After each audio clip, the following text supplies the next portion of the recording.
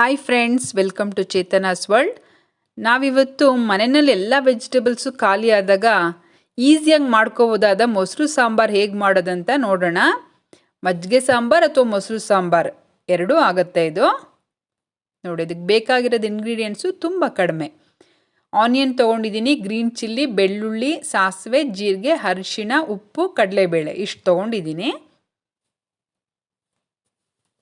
ನೋಡಿ, ಮೊಸರು ತೊಗೊಂಡಿದ್ದೀನಿ ಮತ್ತು ಕರಿಬೇವು. ನಿಮಗೆ ಮಜ್ಜಿಗೆ ಬೇಕಂದರೆ ನೀನು ಮಜ್ಜಿಗೆನೂ ನೀರು ಹಾಕಿ ಡೈಲ್ಯೂಟ್ ಮಾಡ್ಕೋಬೋದು ಮೊಸರನ್ನ. ನೋಡಿ, ಪ್ಯಾನ್ಗೆ ಆಯಿಲ್ ಹಾಕ್ತಾಯಿದ್ದೀನಿ 1 ಟೀ ಸ್ಪೂನು. ಇದಕ್ಕೆ ಸಾಸಿವೆ ಹಾಕ್ತಾಯಿದ್ದೀನಿ.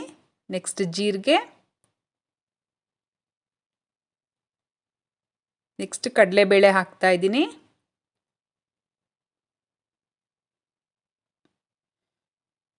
ನೆಕ್ಸ್ಟ್ ಬೆಳ್ಳುಳ್ಳಿ ಏನು ಕ್ರಷ್ ಮಾಡಿ ಇಟ್ಕೊಂಡಿದ್ವಲ್ಲ ಆ ಬೆಳ್ಳುಳ್ಳಿ ಹಾಕ್ತಾಯಿದ್ದೀನಿ. ಮೆಣಸಿನ್ಕಾಯಿ ನೋಡಿ, ಒಣಮೆಣಸಿನ್ಕಾಯು ಹಾಕ್ತಾಯಿದ್ದೀನಿ, ಹಸಿಮೆಣಸಿನ್ಕಾಯು ಹಾಕ್ತಾಯಿದ್ದೀನಿ. ನೀವು ಖಾರ ಜಾಸ್ತಿ ಬೇಕಂದರೆ ಜಾಸ್ತಿ ಹಾಕ್ಕೋಬೋದು. ನೋಡಿ, ಕರಿಬೇವು ಹಾಕ್ತಾಯಿದ್ದೀನಿ. ನೆಕ್ಸ್ಟ್ ಆನಿಯನ್ ಹಾಕ್ತಾಯಿದ್ದೀನಿ. ಆನಿಯನ್ ಸ್ವಲ್ಪ ಜಾಸ್ತಿನೇ ಇರಬೇಕು. ನೋಡಿ, ಇದನ್ನು ಲೈಟಾಗಿ ಫ್ರೈ ಮಾಡ್ಕೋಬೇಕು. ತುಂಬ ಗೋಲ್ಡನ್ ಬ್ರೌನ್ ಎಲ್ಲ ಮಾಡ್ಕೋಬಾರ್ದು, ಲೈಟಾಗಿ ಫ್ರೈ ಮಾಡಬೇಕು. ನೆಕ್ಸ್ಟ್ ಅರಿಶಿನ ಹಾಕ್ತಾಯಿದ್ದೀನಿ. ಈ ಸ್ಟೇಜಲ್ಲಿ ನೀವು ಖಾರ ಜಾಸ್ತಿ ಬೇಕು, ಸ್ಪೈಸಿಯಾಗಿರಬೇಕು ಅಂದರೆ ರೆಡ್ ಚಿಲ್ಲಿ ಪೌಡರ್ ಕೂಡ ಹಾಕ್ಕೋಬೋದು 1 ಟೇಬಲ್ ಸ್ಪೂನು. ಇವಾಗ ಗ್ಯಾಸ್ ಆಫ್ ಮಾಡಿಬಿಡಬೇಕು. ನೆಕ್ಸ್ಟ್ ನಾವೇನು ಮೊಸರು ಇಟ್ಕೊಂಡಿದ್ವಲ್ಲ ಇದು ತಣ್ಣಗಾಗಬೇಕು. ಒಗ್ಗರಣೆ ತಣ್ಣಗಾದ್ಮೇಲೆ ಮೊಸರು ಅಥವಾ ಮಜ್ಜಿಗೆ ಯಾವ್ದು ಬೇಕಾದರೂ ಹಾಕ್ಕೋಬೋದು, ನಿಮ್ಮ ಆಪ್ಷನ್ನು. ನಾನಿಲ್ಲಿ ಮೊಸರು ಹಾಕಿದ್ದೀನಿ.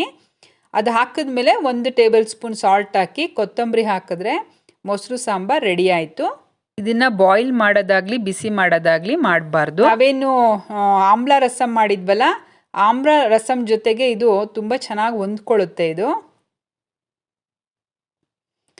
ನೋಡಿ, ಈಗ ಸರ್ವ್ ಮಾಡ್ತಾಯಿದ್ದೀನಿ. ತುಂಬ ರುಚಿಯಾಗಿರುತ್ತೆ. ಎಷ್ಟು ಸಿಂಪಲಾಗಿ ಕಾಣುತ್ತೋ ನೋಡೋದಕ್ಕೆ, ರುಚಿ ಮಾತ್ರ ಅಷ್ಟೇ ಚೆನ್ನಾಗಿರುತ್ತೆ. ಖಾರ ಬೇಕಾದರೂ ರೆಡ್ ಚಿಲ್ಲಿ ಪೌಡರ್ ನೀವು ಹಾಕ್ಕೋಬೋದು, ನಿಮ್ಮ ಆಪ್ಷನ್ನು. Thank you.